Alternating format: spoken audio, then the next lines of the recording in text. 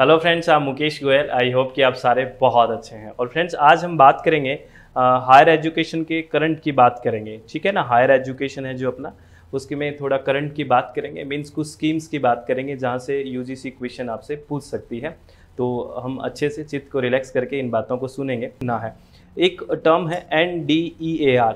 तो सबसे पहले आपको इसकी फुल फॉर्म पूछी जा सकती है फ्रेंड्स कि NDEAR ये क्या है, इसकी फुल फॉर्म क्या है। इसका फुल फॉर्म है the national digital education architecture. ठीक है, क्या है? The national digital education architecture है। ठीक है, और ये पहली बात तो ये होगी कि इसकी फुल फॉर्म क्या है। दूसरा, ये किस लिए है। देखो, आर्किटेक्चर का मतलब आप समझते ही हो, ठीक है ना, आर्किटेक्चर का। तो ये किस लिए है कि जो भी हमारा एजुकेशन है उसको विश्व स्तरीय बनाने के लिए एक अच्छा इंफ्रास्ट्रक्चर डेवलप करना बहुत अच्छे से, ठीक है ना। तो ये क्या है? एक globally pioneering effort in education, a unifying national digital infrastructure to energise and catalyse the education ecosystem. ठीक है, यानी कि शिक्षा के क्षेत्र में विश्व स्तर पर अग्रणी प्रयास किया जा रहा है, जिसमें शिक्षा पारिस्थितिकी तंत्र को सक्रिय और उत्प्रेरित करने के लिए एकीकृत राष्ट्रीय डिजिटल बुनियादी ढांचा, यानी कि डिजिटल का बुनियादी ढांचा तैयार करना है, डिजिटल इंफ्रास्ट्रक्चर तैयार करना है। ठीक है, तो ये इसका विजन है, ठीक है ना, जो हिंदी और इंग्लिश दोनों में लिखा हुआ है फ्रेंड्स। ये आप आराम से पढ़ सकते हैं और इसका फुल फॉर्म ये है, तो ये भी आपको ध्यान रखना है। यहाँ से क्वेश्चन बन सकता है फुल फॉर्म से भी, और आपका ये भी पूछ सकते हैं कि NDEAR का विजन क्या है, तो ये आपको ध्यान रखना है। ठीक है, चलो वेरी गुड, बहुत बढ़िया, ये बात ध्यान रखनी है। उसके बाद में एक है PRAGYATA। ठीक है, इसको आप कैसे पढ़ेंगे, आप पढ़ सकते हैं। ठीक है, ये स्टेप्स हैं, ये 8 स्टेप हैं। ये डिजिटल एंड ऑनलाइन एजुकेशन के लिए कितने स्टेप्स दिए गए हैं? 8 स्टेप्स दिए गए हैं। देखो, 1 2 3 4 5 6 7 8, हर एक डिजिट से आप देखोगे, हर एक जो अल्फ़ाबेट है, ठीक है ना, उससे आपको क्या मिलेगा? एक एक मतलब मिलेगा। तो आपको ये स्टेप्स पूछ सकते हैं कि क्या क्या मतलब है इनका, ठीक है ना, आपको पूछ सकते हैं। ठीक है ना, हर एक लेटर से, सॉरी, हर एक जो लेटर है ना, हर एक लेटर से एक बनेगा, हर एक लेटर से। जैसे P का मतलब है प्लान, ठीक है, ठीक है। R का मतलब है रिव्यू, ठीक है, और A का मतलब है अरेंज, G का मतलब है गाइड, Y का मतलब योग या टॉक, और A का मतलब फिर असाइन है, और T का मतलब ट्रैक है, और A का मतलब अप्रिशिएट है। ये सीक्वेंस आपको याद रखना है फ्रेंड्स। ये सीक्वेंस हो सकता है आपको UGC नेट पेपर 1 में पूछ ले कि जो प्रज्ञता है या ये शब्द लिख दे, ये पूरा का पूरा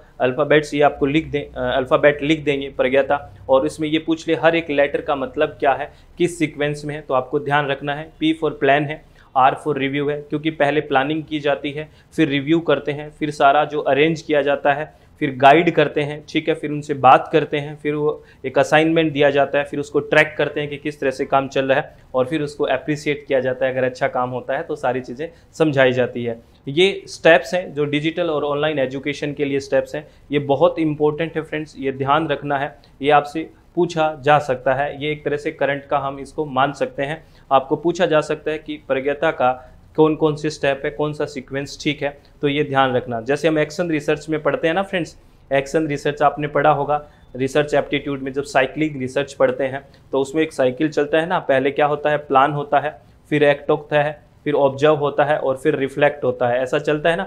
तो इसके बारे में रिसर्च एप्टीट्यूड में आपसे क्वेश्चन पूछते हैं ना कि कौन सा ठीक है। ये बहुत ही बार आ चुका है क्वेश्चन। ऐसे हायर एजुकेशन में भी पूछा जा सकता है कि जो प्रज्ञता है इसमें किस किस तरह से कौन कौन से जो लेटर है उससे क्या बनेगा। तो ये बातें आपसे पूछी जा सकती है, इस बात को आप ध्यान रखें, आप लोगों से रिक्वेस्ट है। ठीक है, ये क्वेश्चन आने की बहुत ज़्यादा संभावना है।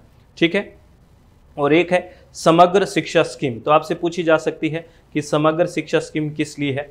ठीक है, तो ये बातें, ये पॉइंट्स आपको ध्यान रखने हैं जो हिंदी और इंग्लिश में लिखे हैं फ्रेंड्स। इनको ध्यान से आराम से सारी चीज़ों को हमें देखना है। तो समग्र का मतलब एक तरह से पूरा इंटीग्रेटेड होता है ना, समग्र तो पूरा का पूरा। तो इसका क्या है? It is an integrated scheme for school education. तो पहली बात तो ये ध्यान रखनी है, जो समग्र शिक्षा स्कीम है वो स्कूल एजुकेशन के लिए है। पहली बात ये ध्यान रखना, समग्र शिक्षा स्कीम है वो किस लिए है? स्कूल एजुकेशन के लिए है। Covering the entire gamut from preschool to class 12, ये प्री स्कूल से लेके क्लास 12 तक को पूरा का पूरा कवर करेगा जो समग्र शिक्षा स्कीम है। ठीक है ना, देखना यह स्कूली शिक्षा के लिए एक एकीकृत योजना है जिसमें पूर्व विद्यालय से लेकर 12वीं कक्षा तक के सभी पहलुओं को शामिल किया गया है, ये आप ध्यान रखना। ठीक है ना, और इसका एम क्या है, इस समग्र शिक्षा का एम क्या है? It aims to deliver inclusive, equitable and affordable school education. ये बहुत इंपॉर्टेंट है, इस बात को आप ध्यान रखना। इसका एम क्या है कि इसमें एक तरह से जो भी एजुकेशन है, स्कूल की एजुकेशन, उसका उद्देश्य समावेशी होनी चाहिए, इंक्लूसिव होना चाहिए, न्याय संगत होनी चाहिए और सस्ती स्कूल शिक्षा प्रदान करना इसका उद्देश्य है समग्र शिक्षा योजना का। और जो स्कीम आपने सुनी है ना फ्रेंड्स, जैसे एक SSA सुना है, सर्व शिक्षा अभियान सुना है, एक रमसा राष्ट्रीय माध्यमिक शिक्षा अभियान सुना है, और एक TE टीचर एजुकेशन के बारे में जो सुना है, एक तरह से उन सभी का ये क्या है, इन तीनों योजनाओं को इसमें समाहित किया गया है, ये ध्यान रखना। तीनों योजनाओं को इट सब सम्स द 3 स्कीम्स। ठीक है, तीनों योजनाओं को क्या किया गया, समाहित किया गया है। कौन कौन सी? एक तो SSA सर्व शिक्षा अभियान, और एक RMSA रमसा राष्ट्रीय माध्यमिक शिक्षा अभियान, और एक टीचर एजुकेशन को, इन तीनों को क्या किया गया है, इनको समाहित किया गया है किसमें? समग्र शिक्षा योजना में। ये बात आपको ध्यान रखनी है और ये एग्जाम के पॉइंट ऑफ व्यू से बहुत इंपॉर्टेंट है और आपसे पूछी जा सकती है। सार्थक स्कीम के बारे में मैंने पहले भी बात की है फ्रेंड्स, इसको भी ध्यान रखना। सार्थक का फुल फॉर्म है student and teacher holistic advancement through quality education, यानी कि गुणवत्तापूर्ण शिक्षा से टीचर और स्टूडेंट में पूरा का पूरा होलिस्टिक एडवांसमेंट होना चाहिए, पूर्ण रूप से सर्वांगीण एक तरह से विकास की बात करी है, तो इसकी फुल फॉर्म भी आपसे पूछी जा सकती है। ठीक है ना, और जो सार्थक है वो developed by department of school education and literacy, ये ध्यान रखना, स्कूली शिक्षा और साक्षरता विभाग द्वारा इसको विकसित किया गया है सार्थक को। और स्कूली शिक्षा के लिए सांकेतिक और विचारोत्तेजक कार्यान्वयन योजना है ये। ठीक है ना, it is an indicative and suggestive implementation plan for school education. इन दो शब्दों को याद रखना, ये सजेस्टिव इम्प्लीमेंटेशन प्लान है, सजेशन देने के लिए है। ठीक है ना, इसमें कोई हार्ड एंड फास्ट रूल नहीं है। जहाँ सजेशन शब्द आ जाता है इसका मतलब इसमें क्या होता है, सजेशन दे सकते हो, विचारोत्तेजक होता है, ये सजेशन की बात करता है। तो इसमें क्या याद रखोगे, इसकी फुल फॉर्म याद रख लोगे। और इसमें ये होलिस्टिक शब्द है, इसको एकदम ध्यान में रखना, इसका मतलब होता है होलिस्टिक मतलब संपूर्ण विकास की बात करता है ये। ठीक है, कंप्लीट डेवलपमेंट करना है।